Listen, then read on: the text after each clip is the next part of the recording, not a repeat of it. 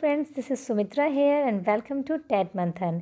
जैसा कि आप लोग जानते हैं कि एनसीईआरटी की ईवीएस की ये सीरीज़ हमने स्टार्ट की है और इसका फर्स्ट पार्ट हम लास्ट वीडियो में डिस्कस कर चुके हैं, जिसमें कि हमने फर्स्ट टू फोर्थ चैप्टर तक हमने डिस्कस किया है और आज हम इसका फिफ्थ चैप्टर से डिस्कशन करेंगे। आज हम फिफ्थ से लेकर के और 10th चैप्टर तक इसमें कवर करेंगे। सो फ्रेंड्स, हम देखते हैं इसमें क्या है। ये इसमें चैप्टर 5 है, जिसमें कि अनीता एंड द हनी बीज नाम है चैप्टर का। अनीता एक लड़की है जो पहले स्कूल नहीं जाती थी।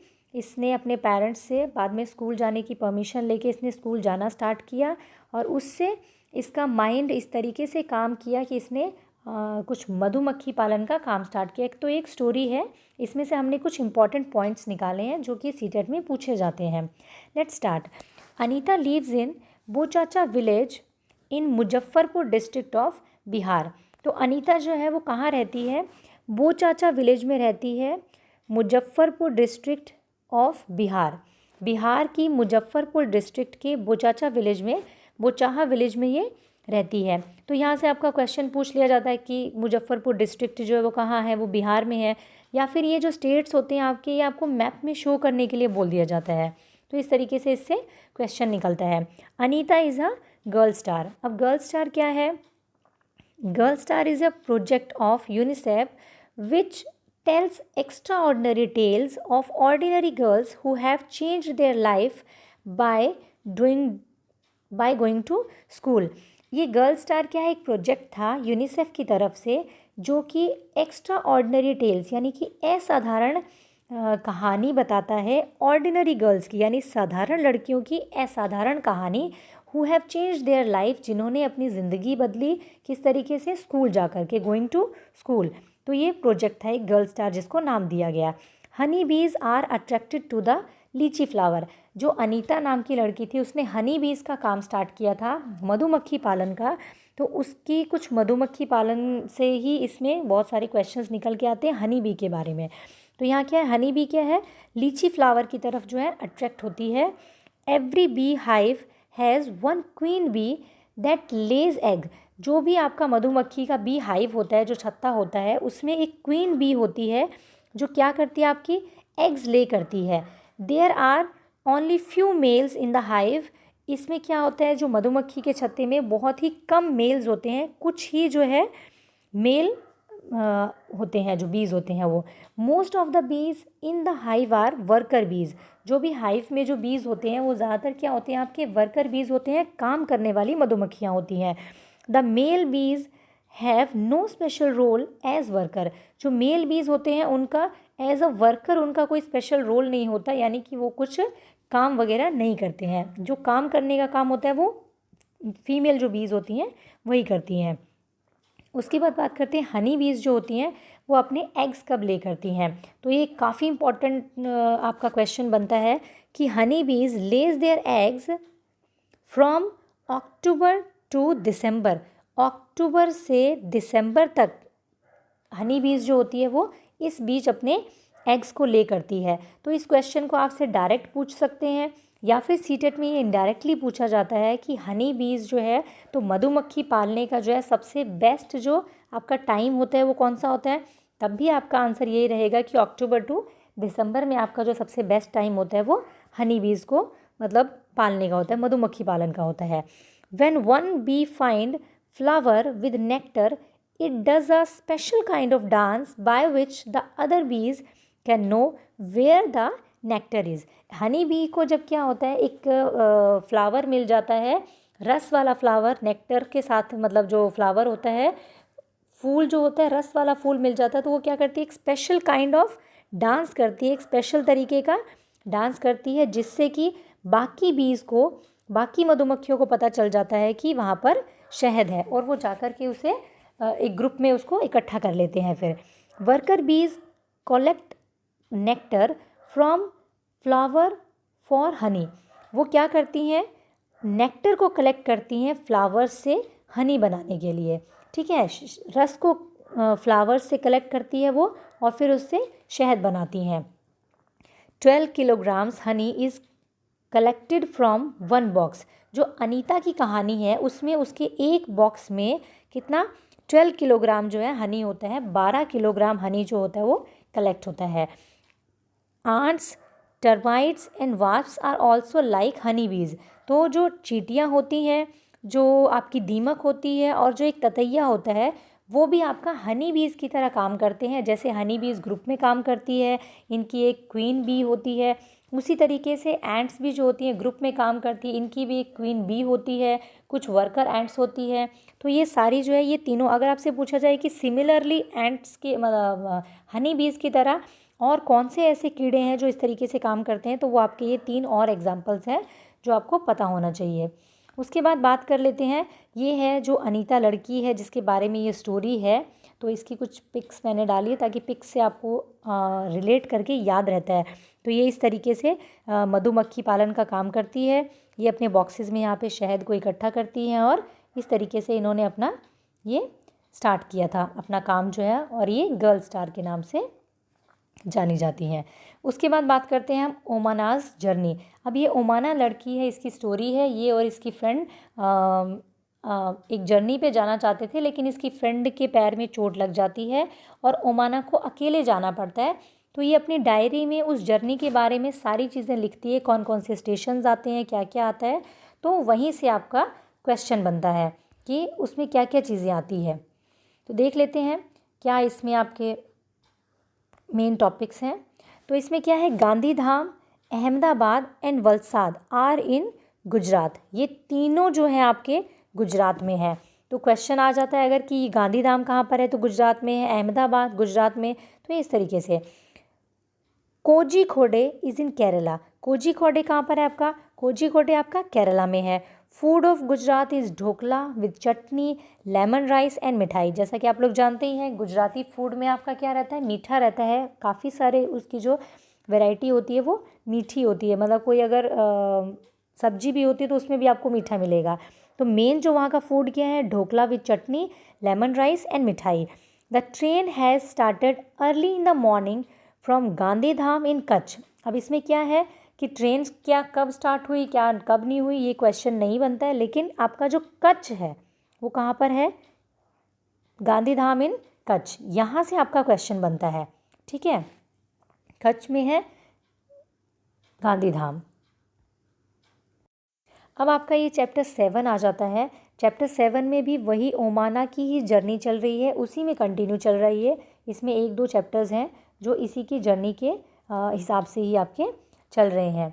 तो इसमें क्या है आपका मेनली उसी जर्नी में मैंने जैसा कि आपको बताया कि वो देख रही है कि उसमें क्या क्या रास्ते में आ रही चीज़ें। The route from Goa to Kerala has a total of 200 bridges and 92 tunnels हैं। तो क्या है उसके अंदर आपके ये ब्रिज आते हैं, उसके अंदर 2000 ब्रिज आते हैं उसके अंदर, और 92 क्या टनल्स आती है, यानी कि सुरंग आती है। 2000 आपके ब्रिज आते हैं किसमें, गोवा टू केरला की अगर आप जर्नी करते हैं ट्रेन से तो आपके 2000 ब्रिज आते हैं और 92 आपके उसमें सुरंग आती है। सुरंग तो आप लोग जानते होंगे, जैसे हम ट्रेन में जब सफ़र करते हैं तो बीच में वो कुछ इस तरीके आप ट्रेन एक सुरंग से गुजरती है जहाँ एकदम अंधेरा सा हो जाता है, तो आपको पता चल जाता है कि हाँ एक टनल के नीचे से ट्रेन जो है गुजर रही है। ठीक है, उसके बाद बात करते हैं मडगांव। मडगांव कहाँ पर है, गोवा में है। कोटायम कहाँ पर है, केरला में है। मदर्स मदर इज़ कॉल्ड अम्मुमा इन मलयालम। अब मलयालम जो भाषा होती है आपकी, उसमें मदर की जो मदर होती है यानी जो नानी होती है उसको हम क्या कहते हैं, अम्मुमा कहते हैं। और mother elder sister is called वल्लियम्मा।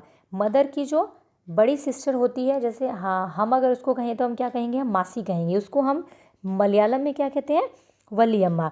यहाँ पर कुछ लैंग्वेजेस हैं कुछ स्टेट की जो कि आपको पता होना चाहिए कि कौन से स्टेट में कौन सी लैंग्वेज बोली जाती है, तो ये पूछ लिया जाता है। तो केरला में आपकी क्या है, मलयालम है। गोवा की आपकी कोंकणी है। महाराष्ट्र की आपकी मराठी है। कर्नाटका की आपकी कन्नड़ा है। तो ये आपकी लैंग्वेज जो है वो आपको पता होनी चाहिए। कन्नड़ लैंग्वेज है ये, sorry Kannada language. Okay, then next chapter है आपका रीचिंग ग्रैंड मदर्स हाउस। तो वो जो लड़की थी वो अपने ग्रैंड मदर के घर में पहुंच गई है इसमें आपका कोई खास आपका कोई भी क्वेश्चन जो है वो नहीं निकलता है ऐसा जो कि इम्पॉर्टेंट हो। नॉर्मल उनकी जो चिटचैट होती है घर पहुंचने के बाद में वो है। उसके बाद में जो चैप्टर 9 है चेंजिंग फैमिलीज़, इसमें भी आपका इम्पॉर्टेंट क्वेश्चन निकल के नहीं आता है। तो हम बात कर लेते हैं जो ओमाना ट्रैवलिंग है इसकी, इसी का थोड़ा सा ये पार्ट आपका बचा हुआ है, इसको हम देख लेते हैं। Omana travel from Ahmedabad to Kottayam by Nagercoil express. कहाँ से जाती है वो? नगर कोयल एक्सप्रेस के थ्रू वो अहमदाबाद से कोटायम गई है। इन केरला, अब जहाँ वो पहुँची है केरला में, वहाँ पे फेरी एक बोट है जो फेमस है वहाँ पर। Ferry and other kind of boats are commonly used to travel from one place to another Kerala में। तो ये इंपॉर्टेंट क्वेश्चन है। वहाँ पर क्या है, एक फेरी जो है, अगर आपसे पूछ लिया जाए कि फेरी क्या है और आपको 4 स्टेटमेंट दे दी जाएगी कि फेरी जो है बोट है या कुछ और चीज़ है, तो 3 स्टेटमेंट और उसके बारे में कुछ और होंगी। तो आपको ये पहचानना है कि फेरी जो है वो एक काइंड ऑफ बोट है आपकी, ठीक है।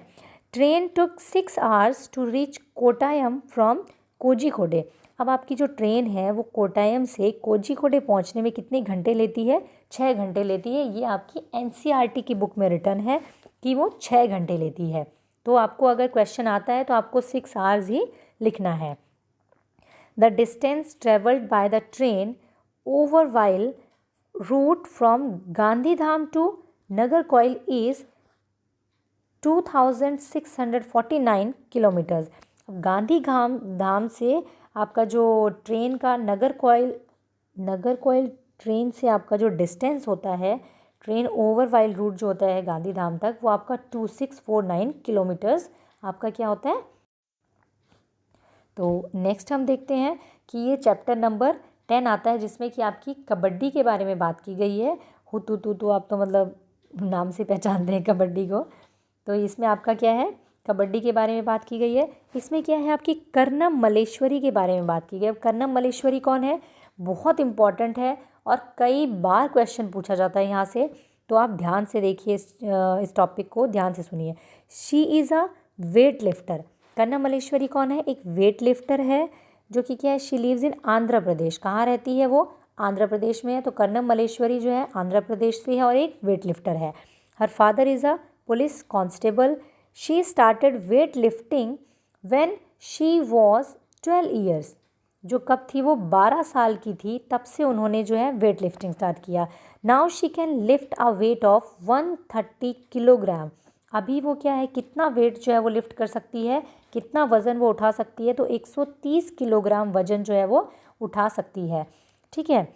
Karnam Malleswari has won 29 medals in the international events.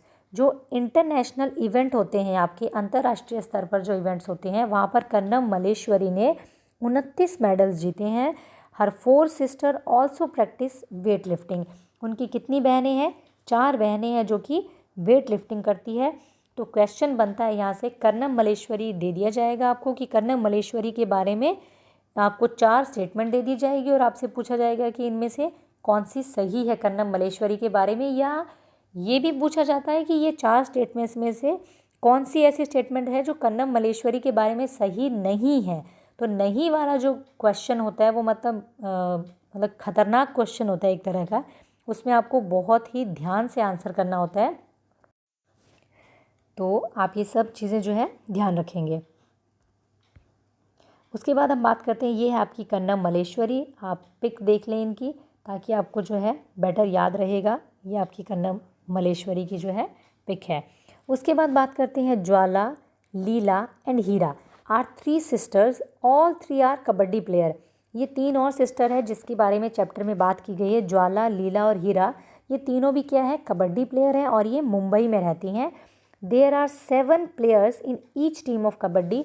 Kabaddi की जो टीम होती है उसमें ईच टीम में क्या होते हैं, 7 प्लेयर होते हैं, 7 खिलाड़ी होते हैं। Game of kabaddi is played over 40 minutes with a 5 minute break. कितने मिनट का होता है ये? 40 मिनट का होता है और 5 मिनट का बीच में आपको ब्रेक दिया जाता है। कबड्डी इज़ नॉन एज छेडू गुडू इन आंध्र प्रदेश। इसको क्या बोलते हैं हम? छेडू गुडू बोलते हैं आंध्र प्रदेश में। हुत्तुतु इसको कहा जाता है वेस्टर्न इंडिया में। उसके बाद में छड़ा कुडू बोलते हैं इसको साउथ इंडिया में, और हाडूडू बोलते हैं इसको ईस्टर्न इंडिया में, और कबड्डी बोला जाता है पंजाब में।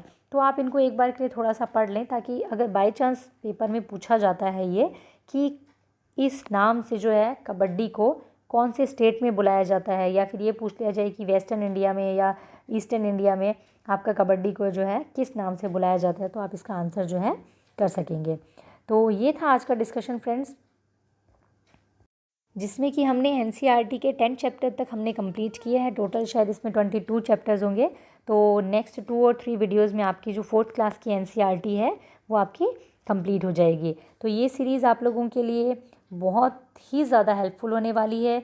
तो आप इसको वीडियो को ज़्यादा से ज़्यादा अपने फ्रेंड्स के साथ शेयर करें जो भी सीटेट की प्रिपरेशन कर रहे हैं, और आप भी वीडियो को देखें। अगर आपने अभी तक चैनल को सब्सक्राइब नहीं किया है तो चैनल को सब्सक्राइब करें, बेल आइकन को हिट करें, ताकि जब भी मैं नया वीडियो अपलोड करूं तो आपको नोटिफिकेशन मिल जाए।